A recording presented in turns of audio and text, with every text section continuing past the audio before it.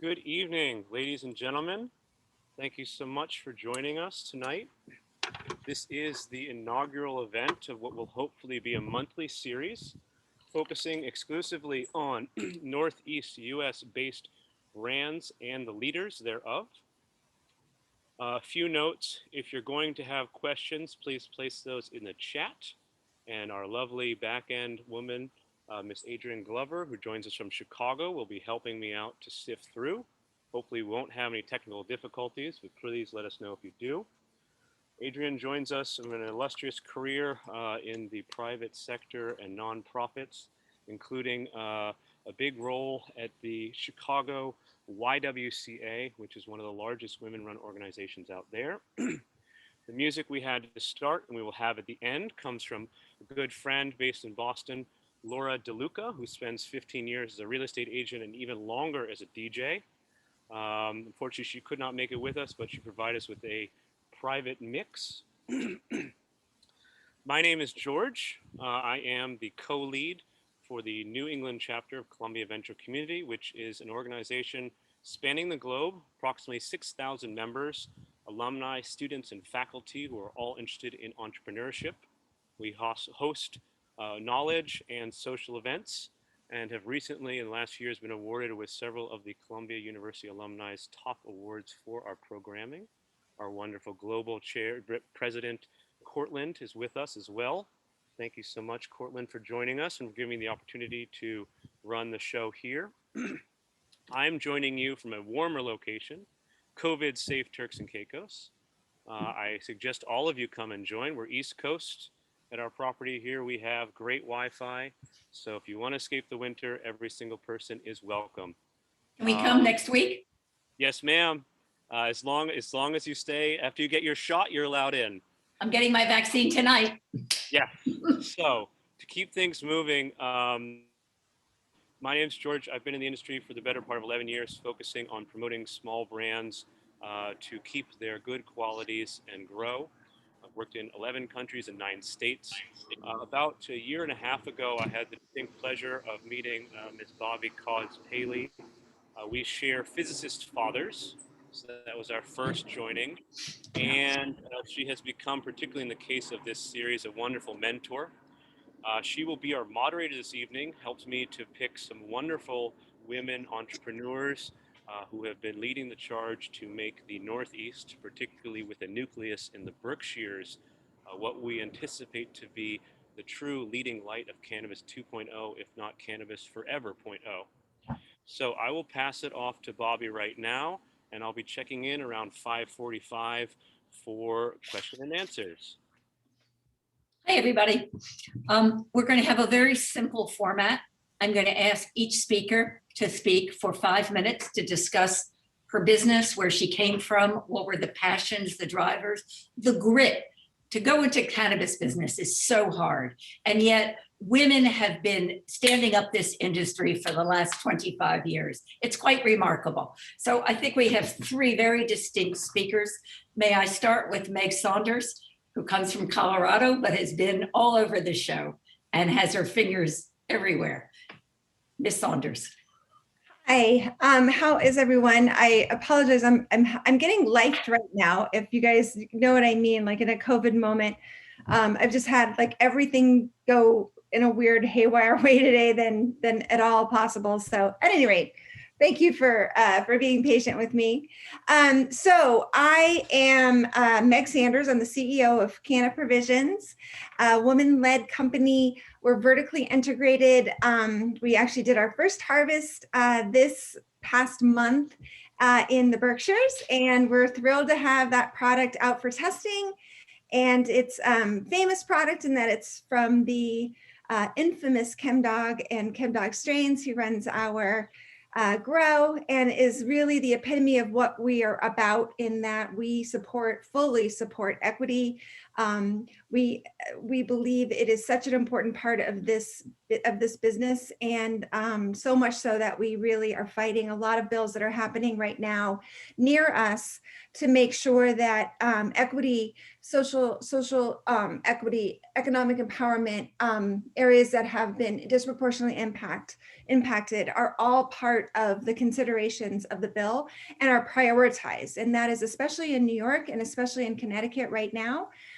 Those are our focus. We're definitely weighing in on New Jersey. I was just on NBC News there, really just expressing disappointment and frustration that this really important topic just keeps getting shifted away from big lobbyists, big corporations, and I hate to say it, but a bunch of rich guys with money. So you'll hear me on my soapbox quite a bit about that. And having been in the industry since 2009, and running a vertically integrated company in Colorado, which had several stores. We had 7 stores when I was there, an acre grow, and also a 20,000 square foot manufacturing facility.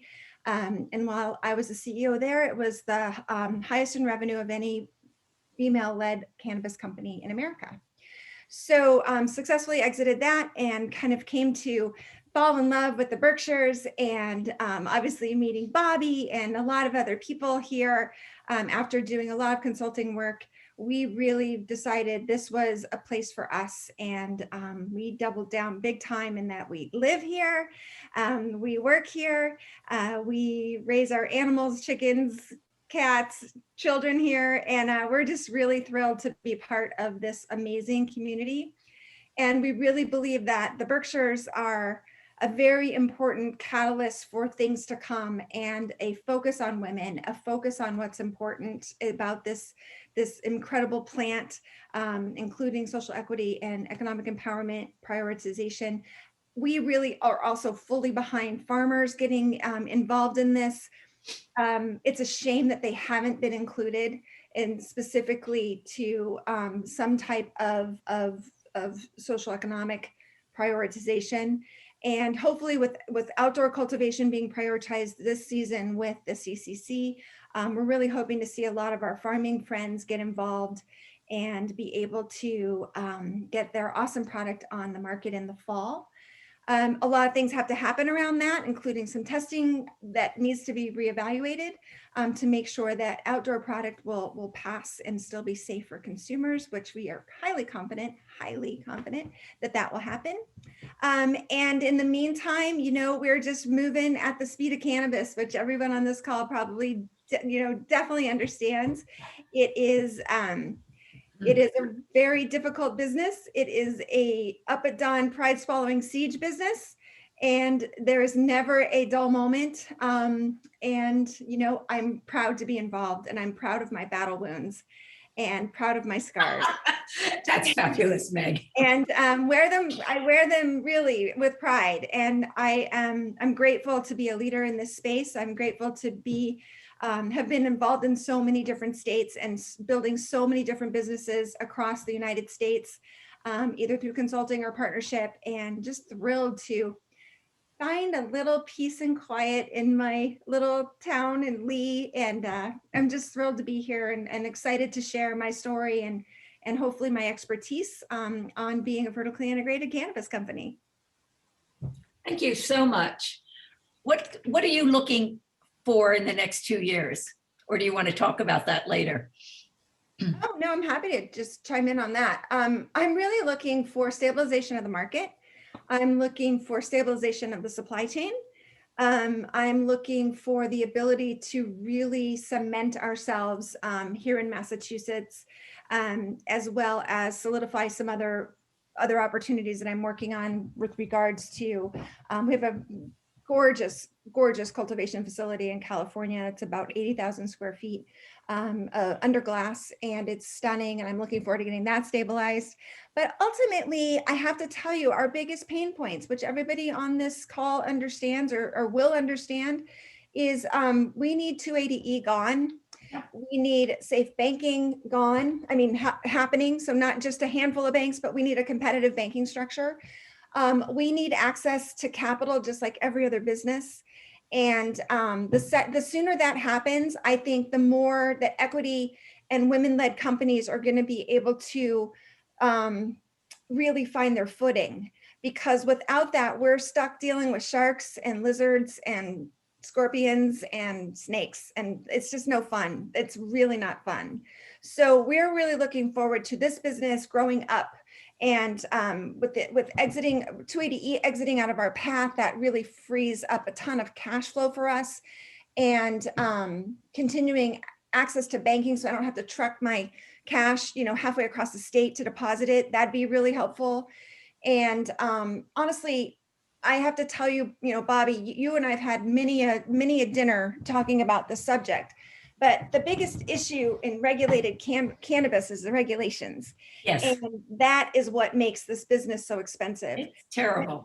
And we keep reversing, we keep putting the cart in front of the horse instead of sitting here going, how do we get equity, social economic empowerment and social equity people to get them loans? How about we lower the bar to entry? How about we change the regulation so that it's not so expensive to get in, that you don't have to pay rent for a year in order to get your final license? So, that's just a tiny little glimmer. Totally. And how do you level the playing field? Get rid of the regulations that are just absurd at this point. I've been doing this since 2009. I'm telling you, it's regulated, it's taxed, it's not legal. And that is never going to right size. That's never going to right size. I couldn't agree more. I think the two issues are that we don't have proper compliance and we don't have money, access to money. I'd like to wrap this up after Cara speaks and Charlotte, but I would welcome you two to speak to that point also. And I want to say one more thing. I was on the phone with Jeff Whaling today, and I've been on the phone with Paul Rosen, talking to them about using their power of voice and consulting. Global Go consults to 150 different cities, states, and territories now about starting the conversation of global compliance. And Meg, that is exactly what we're talking about, where we make this fair for everybody and easy for everybody and transparent. Yeah. If we do that, then we have a real industry, right? Yeah, look, if I could just chime in here as well. I think there are so many unintended consequences created by well-intentioned regulators that don't understand the industry. Every time a legislature or a regulatory body decides to design a new market, because they control these new markets as they open up, they need to consult with the industry, because they create the unintended social inequity themselves. I couldn't agree with you more on that. And it's like the great irony of this industry. It really is. Well, I think if you take Massachusetts as an example, which we all know, the State House doesn't really like cannabis very much. It's been very resistant to, it hasn't worked in concert with the Cannabis Commission. And I think the governor has been very unfriendly. Therefore, I think that we are the ones who are standing up the businesses. We're working so hard in these industries. And I think the organizations we've been using to send out our message haven't worked. And I think we need a new modality now with a new administration. There were 12 people that are gathering to be part of a hemp and cannabis commission in the Biden administration. We, women, need access to those 12, and we need to speak clearly. So I think this should be part of how we go forward and use our power. We have a lot of power. We have $20 trillion in buying power. Women, do we use it as a group? Not yet. It's our turn. Cara, you were going to talk next, but I would like to have an interactive conversation quickly. So go ahead, Cara. Well, I'm Cara, and I'm the Director of Education for Elevate Northeast. I've been in the cannabis space here in Massachusetts also since about 2009. Worked with Students for Sensible Drug Policy, MassCan, Normal, a variety of others, and then became a co-founder for Elevate Northeast, and we are a women-founded 501c3 here in the Commonwealth, and we do a lot of educational opportunities. And my my vicinity to the Berkshires professionally right now, my nearest vicinity is the program I'm working on with Holyoke College, Holyoke Community College, and HCC's Cannabis Center of Excellence. No, Cannabis Education Center. There's this is a conversation I was having yesterday where there's a couple different groups that are all C's and E's. So with Holyoke Community College, we have launched a vocational training program for a workforce training program for those trying to become entrepreneurs in the cannabis space or find jobs at businesses like Meg's and Charlotte's. So that is really what I've been focused on. I'm really excited to encourage staffing and industry development and good training and education. I know that's also a priority of Meg's. Cara, the technical school in Pittsfield, McCann, is very interested in more collaborations. Could we talk offline? Of course, I'd love to. Absolutely. Yeah. We're also working with, hopefully we'll be working soon with other groups like Minorities for Marijuana and the Cannabis Center of Excellence. I need to get my C's and my E's together. Hold on a second. But yes, so that's my focus is training and workforce development. So I'm excited to get people into, into the neighborhoods out there and, investing in property out there and paying taxes out there and, growing this industry with really, professional quality, well-trained individuals. Charlotte, do you want to give us a synopsis of what you're up to? Sure. Hi, everybody. I'm Charlotte Hanna, and I'm the founder of Community Growth Partners. And Rebelle is our first brand that we've launched in Great Barrington, Massachusetts. I am based in New York City. I've lived here for about 30 years, and I've had the most incredible career that I think is quite unique for the cannabis industry. That my career journey has taken me from working in the streets of New York City, San Francisco, and Washington, D.C. with homeless people, women, working on hunger relief and homelessness issues, and developing a lot of interesting social enterprises throughout the course of that part of my career. And then have spent about a decade on Wall Street working at Goldman Sachs. And then over the last number of years, I've been in the family business of real estate, developing real estate in the Hamptons in New York City. And I decided to get into the industry in 2019 and made my way up to Massachusetts. We're vertically integrated. We're actually an economic empowerment applicant. Community Growth Partners is. We're one of very few women and minority owned vertically integrated companies in Massachusetts. We also have a license pending in Illinois as well as a social equity applicant. And I'll tell you, having experience in Illinois and Massachusetts has been certainly interesting, and many regulators are interested in hearing from us and our experience in both of those states. I'll tell you, as hard as it is in Massachusetts is a cakewalk relative to Illinois. It's been a real challenge. Oh my God. I mean, it's been very interesting. It's a whole other conversation we could talk about. But and so our first store, we have a retail brand called Rebelle, and I have an incredible team of people working with me, from around the country that have a lot of expertise in brand development and retail. And so in consumer packaged goods. So we are certainly, our play in the space is certainly to acquire licenses, but in the long run, we're a brand play. And I've got this incredible team around me that come from my hometown here in New York, from fashion and editorial and beauty, and then some great, multi-state cannabis operators that really believe in the social purpose that we have behind our mission. So I'm really, this is one of the legacy sort of projects of my life, really, this business that I'm building. And it's one of many social experiments I've done over the course of my life. I've been a student of change, been involved in systems change, policy change, organizational change. And it's been so fun to be in this industry because this is an industry of change.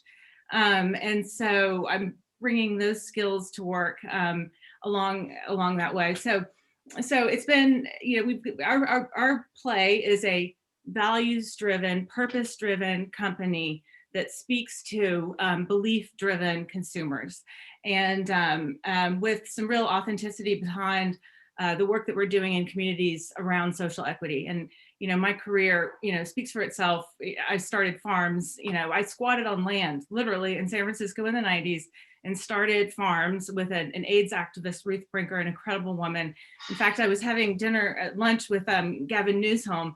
I was fortunate enough to go to this small lunch, and we had to introduce ourselves. And I talked about this farming project that I started in San Francisco, and he remembered it. He remembered it when he was in government in the Bay Area. So I really believe this business that we're building is very much about helping change people's hearts and minds about cannabis, but also trying to do some good along the way, because I do believe that you can build a business that's profitable and not destroy everybody in your path. And that is something that I think is certainly, as a woman, comes more innately to the female sensibility, certainly. And it's been fun, going on this journey. So that's who we are. We have a store, our first store in Great Barrington, and we're getting ready to launch.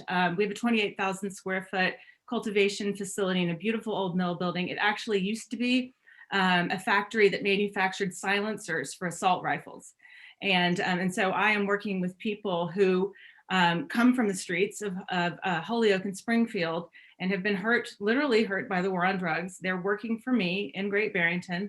They helped build our building there, and they are now destroying the vestiges of this gun facility with me. And we're documenting all of this because it's an incredible, interesting story.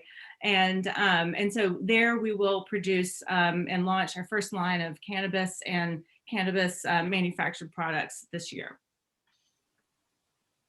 Charlotte, I have to say, I feel you on Illinois. I've been open there since 2015, and we're going with our second and third dispensary now. And it is a very interesting set of hurdles, we'll just say. Oh yeah, you just wonder what's going on there.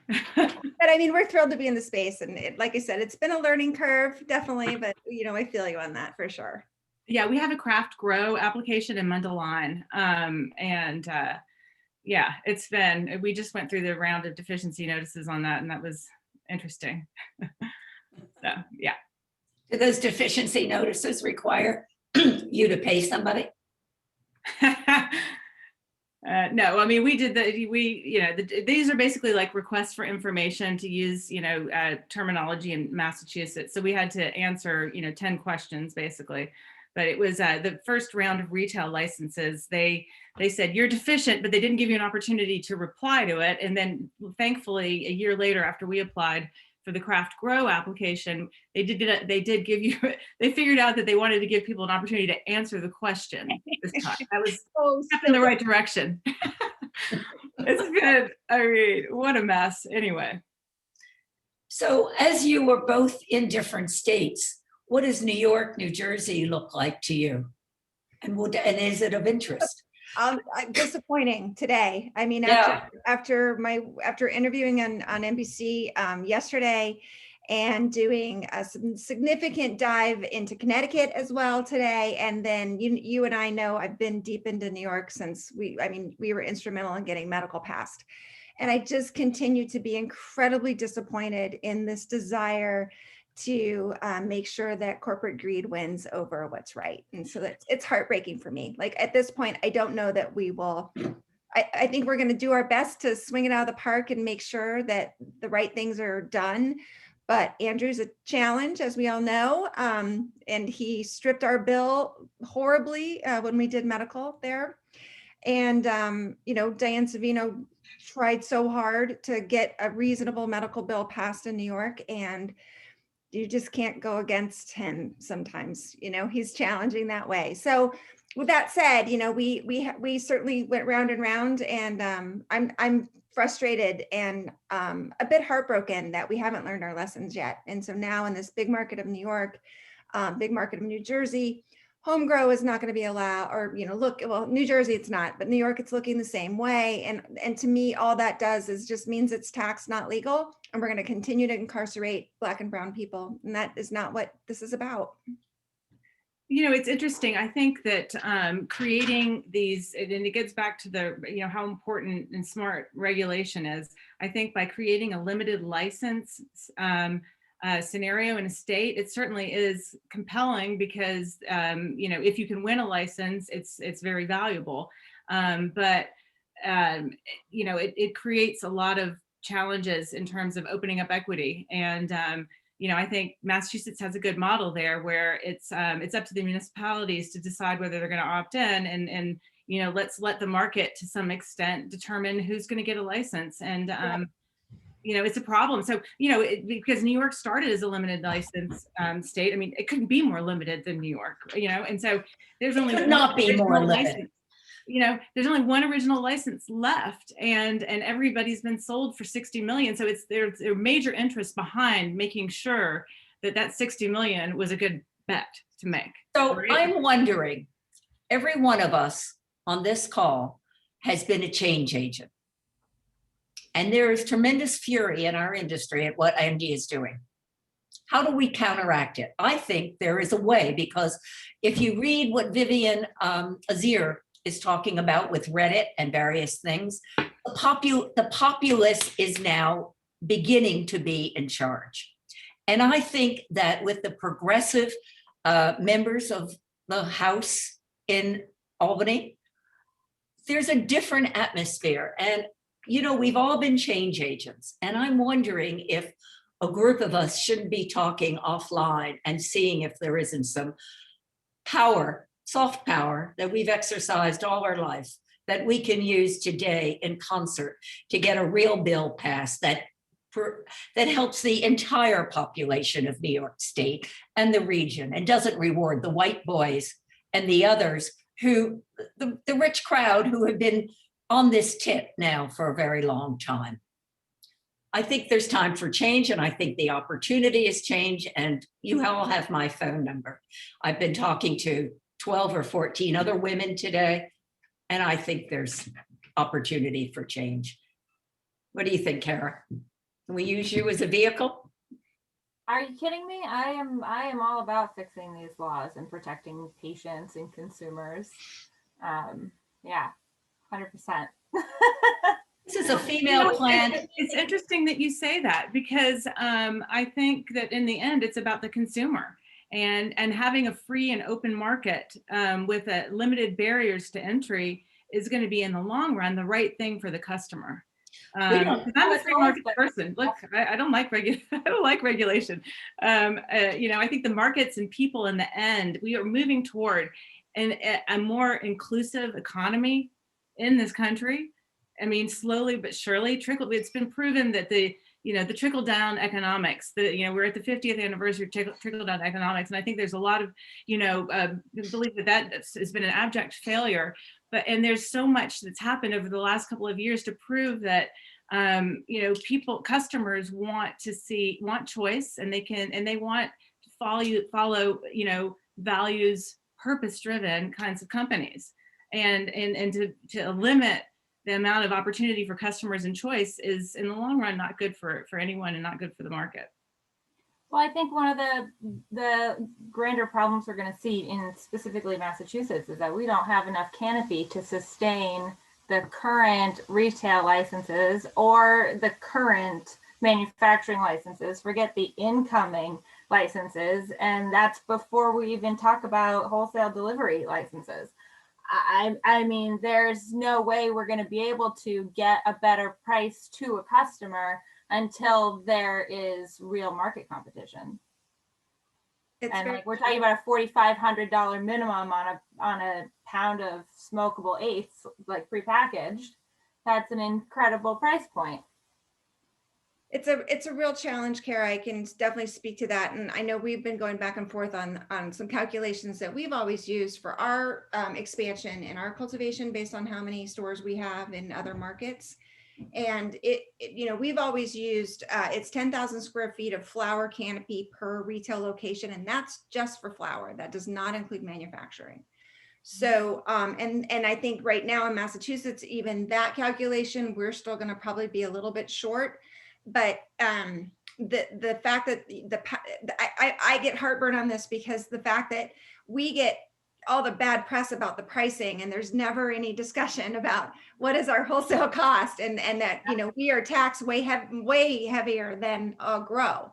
So I just think there's education that needs to happen, and it's not about making anybody wrong, but what it's about is education. And I'm shocked, and this goes to what Charlotte was saying earlier, that we just don't have enough experience at the commission, at the rules and regs. I know what the attempt was at the beginning, but the fact that we don't have working groups that are changing all the time to address the upcoming issues. I mean, Colorado has been brilliant with that. And I think the challenge is, until the CCC does the math and really gets behind the math, it becomes a very challenging situation for standalone retailers, which we were when we started. Was the Cannabis Advisory Board disbanded then, and there is no more? No, they're still around, but I'm just saying, if you're not passionate about something, and by the way, most of those guys have licenses or have already sold their licenses. That's just not how this industry works. And new stakeholders come online all the time. And maybe what Charlotte faces in Great Barrington is way different than what you're going to face in your location. And maybe there's different things coming up. And just for example, we're having this Zoom meeting on the catalog, on the metric catalog. That should be a working group about people that are passionate about it. And they spend 5 weeks, 6 weeks, meeting for a couple of hours via Zoom. Everybody weighs in. They come back with a recommendation. The commission takes it. I mean, there's issues that exist with the commission just in the structure that I want to see addressed. And one of those is just the inability to make emergency rules. That's absurd. I mean, as soon as the metric thing happened, and which I stood up and testified on, I know many other people stood up and testified, you were creating a bottleneck that will ruin the fourth quarter for these retailers, absolutely ruin them. You're setting them up to fail. And sure enough, it happened, and the backlog occurred, and they should have never let Metric talk. And I know that this has happened because it's happened in Colorado. Metric talked them into changing it to 15 pounds. In Colorado, we started with 1 pound. I mean, if you can imagine 1 pound. Wow. and then we fought for 10, and then we finally got it to 50. But it's just, I've been through this, and I sat there at the commission. I said, this is what's going to happen when you do this. Please do not do this.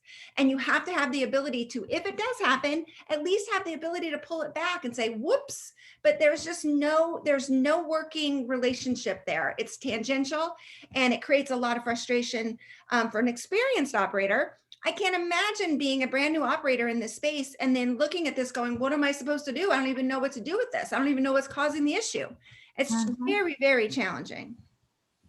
Yeah, being an early mover in this industry is a joy, isn't it?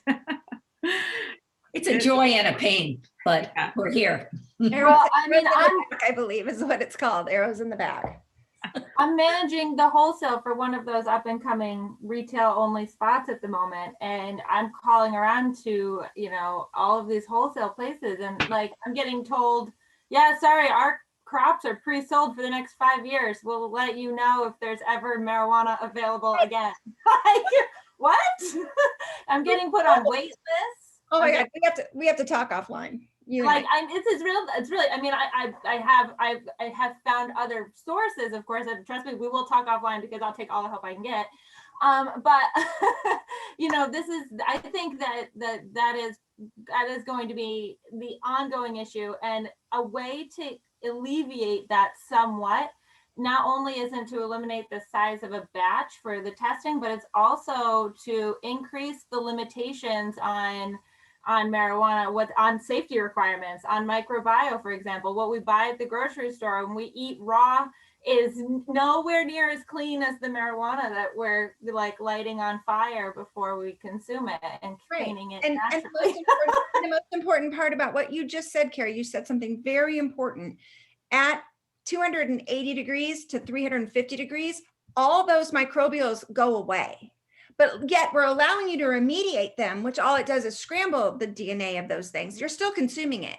It is absolutely illogical. It doesn't make any sense. Go get any apple from Whole Foods or wherever, Guido's, you name it, and have it tested. And I guarantee you it is 1,000 times higher, if not higher. Oh, okay. I mean, it's So I've been thinking about something with this. I've been thinking about putting together a food institute. You know, MIT, UMass, and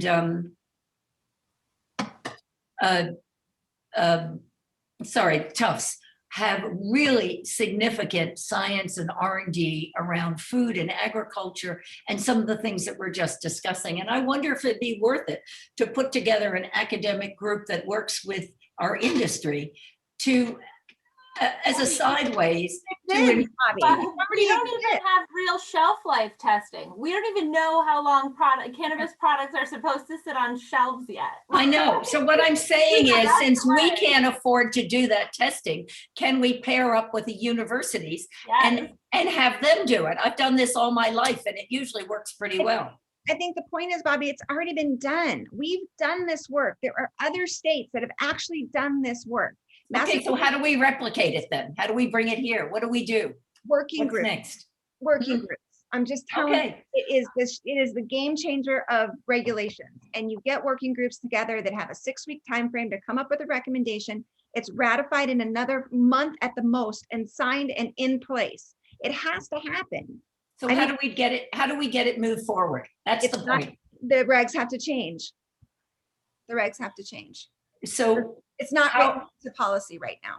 okay, what I'm saying is we are change agents. We're in a new moment in history and in administration, and in Massachusetts, we're going to get a new governor. Now is our chance to form our influence and use it hard and fast. If I could just bring this back to the customer, because I that's always like the customer and the consumer experience is always something that's at the core of like everything, every time I make a decision and everything that we think about. And I love explaining to our customer how regulated our industry is and how comfortable they should be consuming a product from this regulated industry. So, and I think that, you know, it's a helpful part of getting people out of the illicit market and into the regulated industry, proving to them that they can be comfortable consuming a product that has come out of such rigorous testing. And in the long run, this is all, you know, in the best interest of the customer and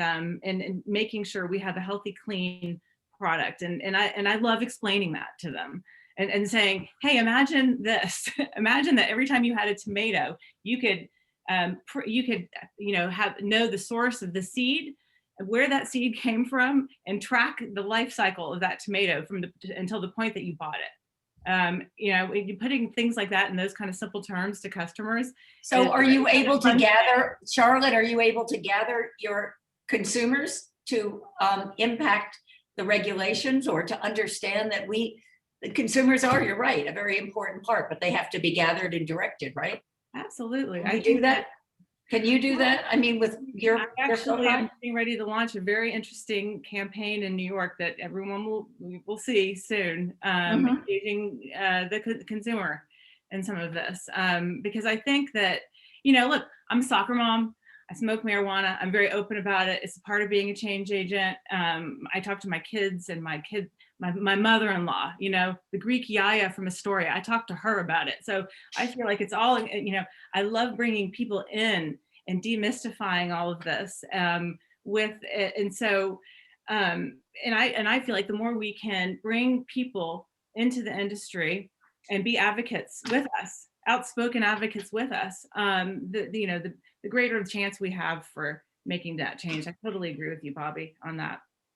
So what I want to know is, can you gather this campaign and help make change?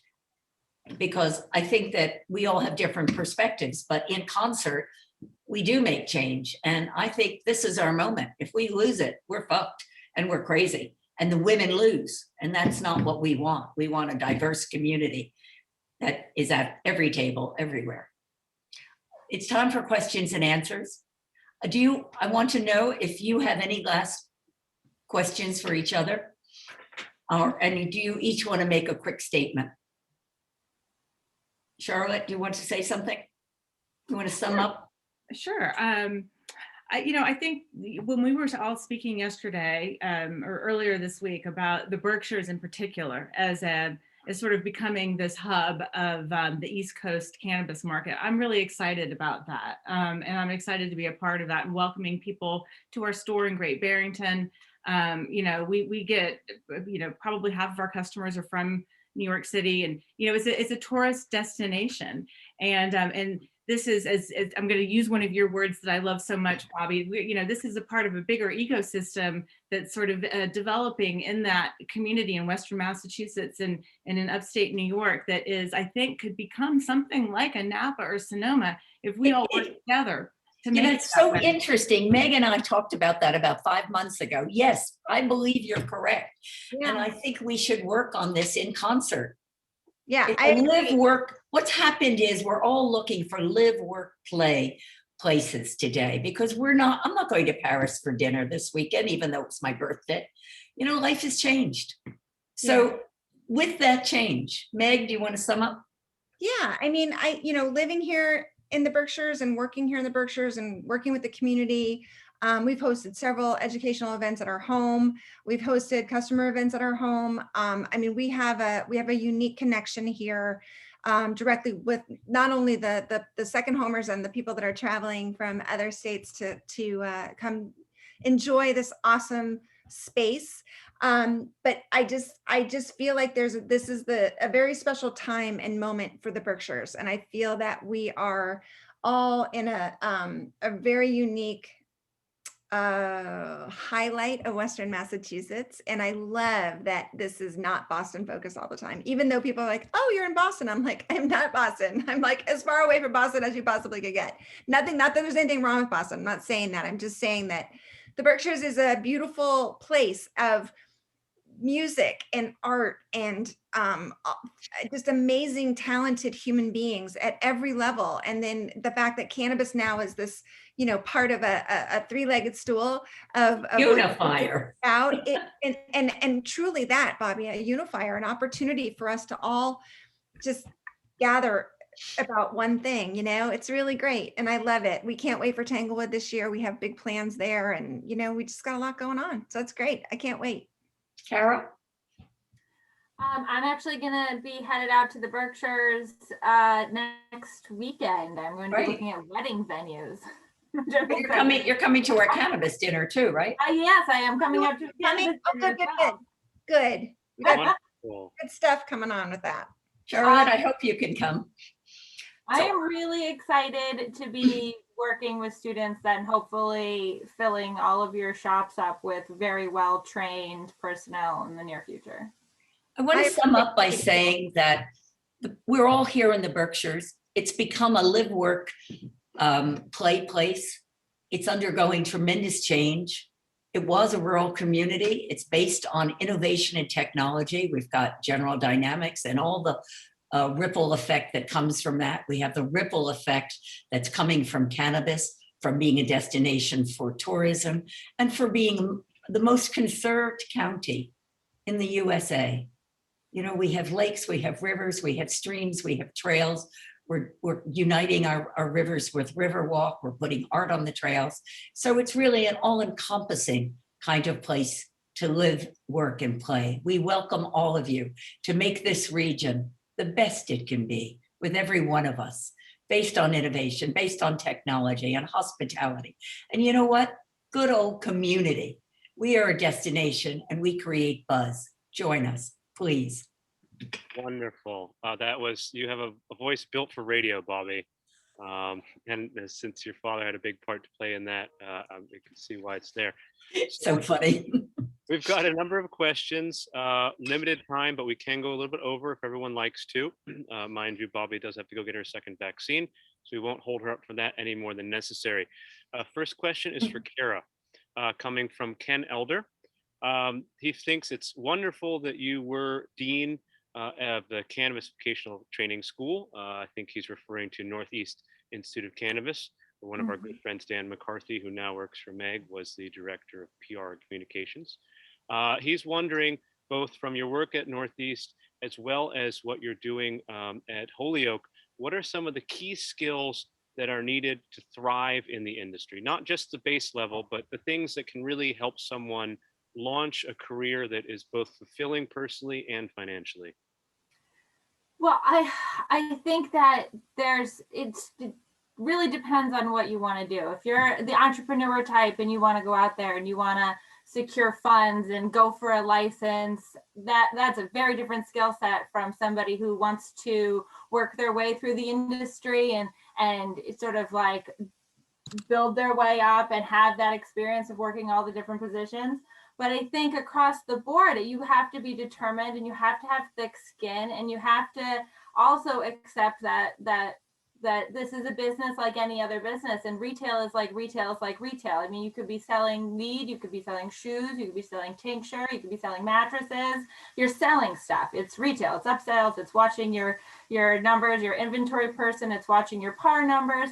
I mean, if you have a skill from something you've done in a previous life, it is applicable. So I would say honing in on what you're really good at and figuring out how to apply it quickly is your best asset joining the cannabis industry. Wonderful. Thank you so much. Next question is for Meg. Given that you have been a leader in Colorado from the very beginning of their legal industry, then Illinois, and finally chose to make your home with this and personal in the Berkshires, Tammy Denkel and Sanitas ask, what are your thoughts on how to develop the body of knowledge that's necessary so the industry can better support its users? Well, I personally believe the biggest impact we have in every aspect of cannabis conversations is one-on-one conversations. And we train our guides very much to focus on education. The way our stores are set up, you have unlimited time, truly unlimited time. We've had people spend hours with our guides, actually learning about products, learning about effects, and how to go home and use products safely. I think that there's actually quite a bit of good education out there. I think that the challenge is that sometimes just access to certain information is a challenge. I mean, here in the Berkshires, we have very limited infrastructure. There are many communities right here that do not have internet, do not have it. And this is what we deal with as far as our neighbors. So I want to say, first and foremost, I think that burden lies right with retail. I think that is your most important job, is to educate. I think, there's clearinghouses for certain information. I think you can tie your consumer to that information and point to them with a grain of salt. But I think we're still some serious time away from super solid information about exactly how this one product will affect this one human. But keep in mind, pharma doesn't even do that. The success rate of traditional pharmaceuticals is 33%. So I feel very confident that the products that we are providing to our consumers at least meet that bar, and I think actually surpass it. We invest heavily in making sure that our guides focus on that experience, make sure that you feel as loved as you possibly can. Even when you're in your car and we're sitting with masks, 6 feet apart, having conversations about products that you're buying. We just don't ever want the consumer to feel that this is a transaction. This is a relationship, and that's what we're proud of. Wonderful. Okay, next question is for Charlotte. The question here, especially since I've had the pleasure of being in your store, which I think rivals Meg's in terms of breadth of products. I've noticed in my experiences there, you aim for, I think, a little bit more upscale environment, which obviously, since you are the closest to New York City, it's important that you catch people right at the border when they're coming up to the Berkshires. This question is, does your business carry CBD products, extracts, edibles, and flowers? If so, how do you feel they fit in? And I'll add my own little caveat to that after you answer the first part. What can you tell us, since you do have such a wonderful retail background, what can you tell us about the future products that will be using minor cannabinoids, whether they're CBG, CBN, that we're all now knowing about, as well as the other 100 cannabinoids that have not yet been commercialized? CBD is an interesting question in Massachusetts, and I think it's very similar in other states as well. Initially, we weren't allowed, believe it or not, to carry hemp-derived CBD products in our store. That the regulators wouldn't allow it. And then just this year, they are now allowing us to offer hemp-derived CBD with a low, below, I forgot what it is, 0.07% THC in the store, but we can only source it from within the state. And I think this is a sign of what's to come and with federal legalization, protecting the people that have made these massive investments into infrastructure in their states, but that's a whole other story.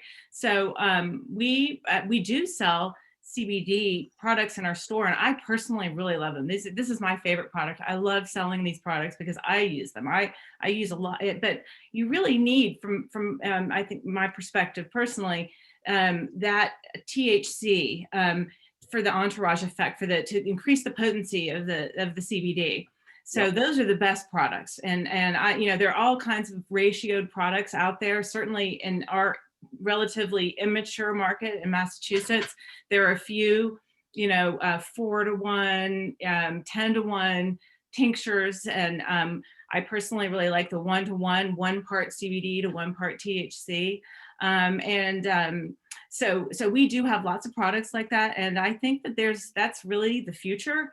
And in the industry is finding that right balance of the THC to CBD to, for me personally, my own, I sort of have been a student of all forms of like more traditional, ancient, Chinese medicine, Ayurvedic traditions, and inflammation in the body is something that, people have known about and studied for a long time. And only in the last number of years has traditional medicine, in America, researched the impact of inflammation in your body on disease. And I think, that the CBD is something that has helped me personally reduce my inflammation.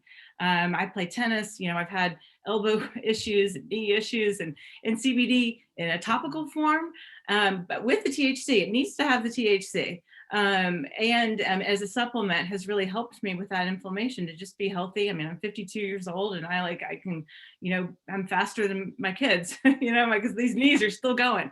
I can go down a Black Diamond Mogul, out west still, and I count a lot of that, to the natural routines, the natural wellness that I have, so that's my take on CBD. And then, I am really excited about these other cannabinoids. That's the thing that gets me. When I think about the future of this industry, things like CBN, and this is really available on a very limited basis in our immature market in Massachusetts. These products are more available out on the West Coast, and so I'm looking forward to bringing people into the industry in Massachusetts that have the technical expertise to be able to grow genetics that have THCV. For example, naturally occurring in those genetics. And so I think it happens at the plant level, at the genetic level, as you're, curing and creating new plant varietals that have, you can grow for those things, and of course, extract for them. So I think that's the future that I'm really excited about. Certainly, that's a great point. Okay, so one last question before we get back to our lovely DJ Deluxe. This one's for Bobbi. Given your experience at Harvard starting in the early 90s, your positions on boards at Columbia University, what you're also advocating here, both on this call and as you've spoken out privately, in terms of the kind of research, whether it's food safety research, whether it's genetics research, whether it's extraction research, whether it's economic research to try to get the prices in a better place, what are your feelings on crowdfunding? Is perhaps even you might speak a little bit to what ArcView is moving towards, or other groups, not only for financing businesses, but more specifically crowdfunding to finance research? I think that citizen research is going to be the big driver as we go forward in the rest of this decade. I think we're going to see it in science, in food safety. We're going to see it in cannabis. We're going to see it in microbes. We're seeing it everywhere. Really, part of the way that this vaccine was, that we're all taking, was developed was because it was crowdsourced around the world. So I'm very much in favor of it. I'm really in favor of crowdsourcing cannabis projects.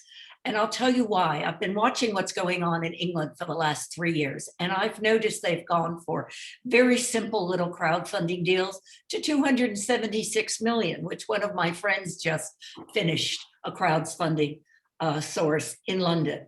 Amazing, in a pandemic.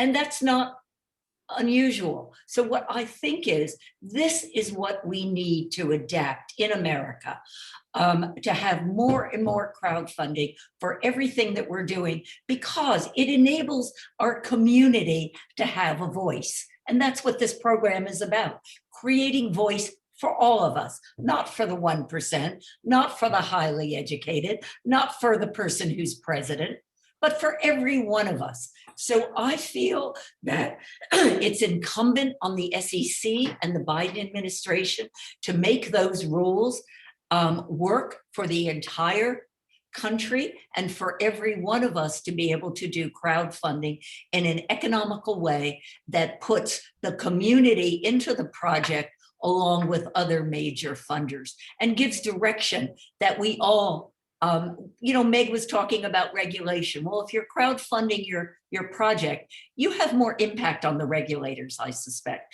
So my thinking is, yes, we should do it. We should crowdfund our information for scientists, and we should crowdfund our dollars, and we should also crowdfund our opinions. I think we need to have more influence on the governments that we elect. I don't think they understand that we are their population. They represent us. And my taxes pay their salary, and so does yours and yours and yours. So let's get on it, guys. Wonderful. And women. It's our turn. We are all part of the Our Turn Club, and now it's time to exercise our membership. We are the populace. And I think that's Thank you. to wrap things up. Columbia Venture Community was proud to sponsor this event, set it going. Wonderful to have Bobbi as a mentor, supporter, and moderator. You will be seeing her again. This was Community Voice Cannabis. It will be a monthly series, roughly the last Wednesday of each month. And we look forward to seeing all of you again. Thank you so much, Meg Sanders, Charlotte Hanna, Cara, Crabb, Burnham, and of course, Bobbi Paley. I want to say as a cap that community voice makes change, and change makes money. And that's what we need to do for our locations, for where we are, for every one of us. Thank you. Thank you. Thanks for having me, guys. Pleasure. Thanks, everybody.